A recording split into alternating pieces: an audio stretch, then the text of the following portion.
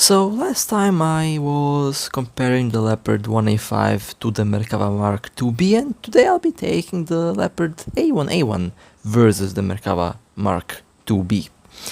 Now the main difference between the 1A5 and A1A1 is the ammo type. The A1A1 doesn't get the DM23A PFSDS shells. It does get the DM22A PFSDS, which has about 60-70mm less penetration, sitting at 340mm, which honestly is still more than enough. And between the A1A1 and the 1A5 is pretty much the same hull, same vehicle. The only difference is pretty much the ammo. The 1A5 is also a tier 8 vehicle. This is also a tier 8 vehicle, but the 1A5 does get better ammo. Now the Merkava Mk.2B, in general, we all know it has better armor, less mobility, and in this case it has the equivalent of a DM33A PFSDS shell. So it means that it will have slightly higher penetration, some 60-70mm higher penetration than the Leopard. So does that extra penetration help? From my personal experience, in 99% of cases, since we all aim at weak spots anyway, it doesn't really make any difference. Maybe in some little instances, if you mess up your aim and if you hit the tougher part, maybe in that case it can be better to have the better ammo. And here you can take a look at the ammo types. You do get heat shells, HATFS shells on the Leopard. I rarely use them, even though it has more penetration than the APFSDS shells. I just use APFSDS shells, more reliable. Same thing can be said about the Merkava. We all know the shell types of this vehicle. Has the DM-M413, which is about the same as the DM-33 when it comes to penetration. But does that little difference, does that make a difference? Can the Leopard A1A1 destroy the Merkava? Well, it's pretty much the same answer as with the previous comparison, with the previous test, and honestly, same answer with any vehicle in general. If you do get, in the occasion to destroy Merkava properly, you will. If the Merkava gets a chance to destroy this vehicle, it will. It honestly depends down to how you play. Now, the Leopard is not a vehicle designed to take hits. We all know this thing has, well, that's a perfect example of a perfect teammate right there. Good job. And they, of course, they get yeeted. They tank my shell and then they get yeeted. Perfect. Anyway, what was I talking about? Oh yeah, shell type. So, we are all aiming at weak spots anyway, so, 340 or 410mm is not going to make much of a difference, for the most part. Of course, higher penetration will always be better, there is no denying it, but in practical actual use, I didn't notice a difference at all. The Leopard here doesn't have the same gameplay style as the Merkava. This is a very fast, mobile vehicle that's designed not to get hit. If you rely on the armor on any Leopard, you are doing it wrong.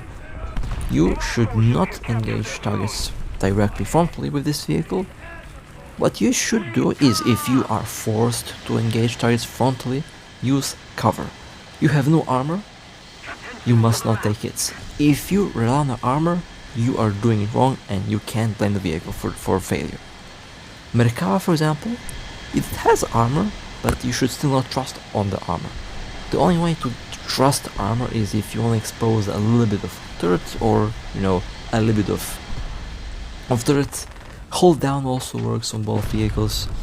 So its top tier ATGMs will eat both vehicles. It doesn't matter if it's a Leopard or a Merkava. A ATGM, doesn't matter which ATGM we're talking about, it will eat both vehicles if you know where to aim the ATGM.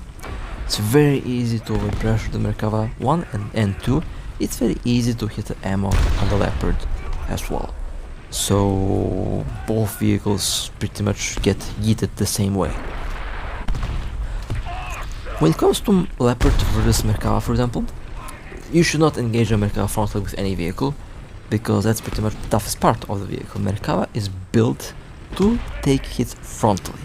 what you should do if you're forced to fight a Merkava head on, immobilize it, disable the main gun. Once you make sure that the Merkava cannot harm your vehicle, you can use your mobility to your advantage or punch through the armor of the Merkava with other shells. Again, heat will punch through, a PvSDS shells will also punch through in certain areas. It's very easy to pop the turret off the Merkava if you know where to aim, even from the front. There's a little gap between the engine, where the driver is. If you put a shell there, it's easy access to the ammo. But what I like to do versus a Merkava, I immobilize it, I set that thing on fire, destroy the main gun, and then I simply make my way to the side just a little bit so I can see the track. I shoot just with the right angle to hit just a little bit of side armor, and the shell goes right all the way into the ammo of the Merkava. That works with pretty much any vehicle, any ATGM, any PvSDS shell should be able to pull that off quite easily. Personally, I've been using Leopard 1A5 and Leopard A1A1 for I don't know how long. I didn't encounter any Mk.2B. Also, fun fact, like so many complaints about that vehicle, yet I went and I played normal vehicles and I haven't seen any. Like I haven't encountered any Mk.2B. I only saw one Mark 1, and that got yeeted very quickly through the same trick I just explained. So I think while I'm all in for feedback, I'm all in for good criticism of the game, because if there is no criticism, there is no improvement.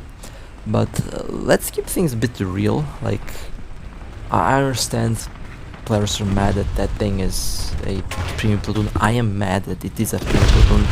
If you ask me, those vehicles should not be premium vehicles, but Tech 3 vehicles. But while they're powerful, they're not invincible, and you can easily deal with them with pretty much any vehicle that you have.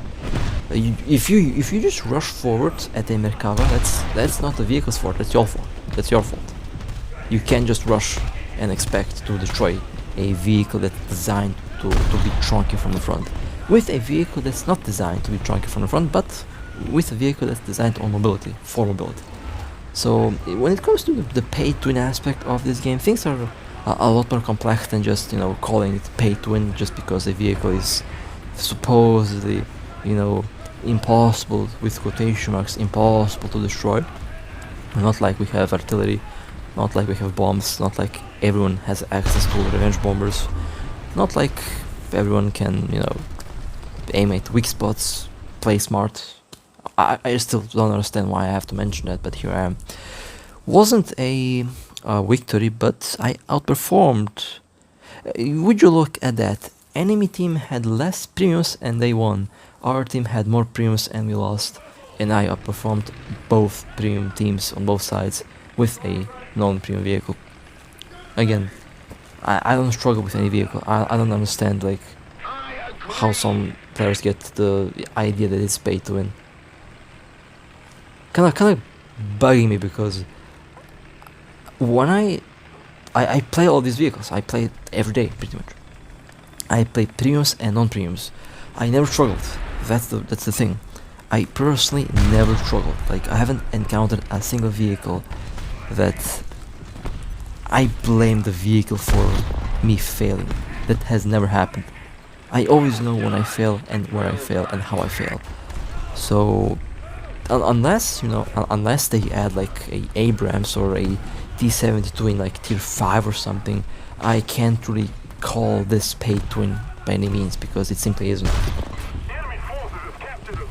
It simply isn't.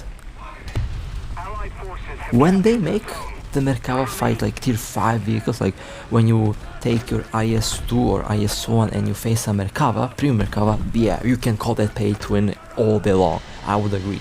But now, like, it's such a weird topic to discuss. It's not a topic that should not be discussed, though. It's a valid topic, valid concern, but I feel like the way it's pushed out by the players is not, is wrong. Well, I do agree with a lot of points, and honestly, I talked about these points in the past. Just going out and say this is pay to win because I can destroy it from the front, like what? Yeah, when the IS-7 comes out, when the Object 279 comes out, are you also going to say the same thing on that vehicle? Because those vehicles, you know, are pretty tough in the front. So, see the point on this, like, and even then you would be able to destroy these vehicles easily if you know how to. Like, I don't understand it really. It's baffling for me, to be honest. And sorry if it's a weird change in the videos. Not really a weird change. It's just something that I feel like needs to be addressed with the game. I understand the player concern. Like, I legitimately am personally also concerned with the amount of premium tanks and special rare tanks we have. I feel like that needs to, that they need to chill out a little bit with that. And I feel like the tech tree, while I'm not entirely happy with how it could potentially be, I feel like the tech tree kind of needed now, unless they decide to add normal vehicles. I'm worried. I mean, I'm worried as well, but I try to keep things normal, keep things true and realistic. Oh look, a boomstick, and it's funny. No one mentions how the boomstick is still alive, even though I hit the M like twice. Well, speaking of boomstick being alive, I don't know how this vehicle is still alive though. I think the artillery didn't aim properly, because if you hit the Merkava below the main gun, it pops with that thing. It's very easy to pop this vehicle. I still don't really understand how players are struggling with the Merkava Mark 2 and Mark 1, because I have no issue with them with any vehicle really. They might be tough, but they are not invincible. Same thing with the Forge in lower tier. Forge also has one of the best frontal armors, yet I don't see anyone complain about that for being a medium trophy vehicle, especially a vehicle that anyone can obtain for free. They pretty much give out a medium box vehicle for free every update, if you play, of course. Which I talked about the community manager about this, and I would say the response was both what I expected and kind of not what I expected. I guess the thing that we need to wait for now is the full tech tree. That needs to be the tech tree needs to be added in order to give a full conclusion on if they did the right thing or not.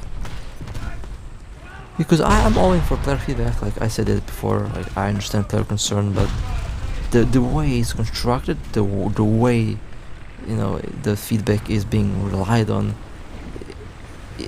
it cannot be taken seriously. Like, it needs to be put in such a way that it doesn't sound whiny. It needs to sound like proper feedback, which is, I think, a problem that we kind of have in the community now. Like, I would love to call this pay to win, and to push this as pay to win. I would love to. Trust me, I'd be the first one to do that, but I can't, because it isn't. Like, there's just so many other things to include. But do tell me what you think about it. I mean, I'm just trying to help over here. And that was the A1A1 versus the Merkava Mk.2B, and I got a better score again with the normal premium vehicle than I got with the Merkava Mk.2B. And again, this is basically, doesn't matter what tank I drive, I get literally about the same score with both. Actually, in the last two tests, I got better scores with the normal vehicle than with the premium vehicle. Which, is funny if it were really paid. But with that being said, hope you guys enjoy. If you would like to support me, feel free to like and subscribe. And with that being said, stay safe. As always, I'll see you next time.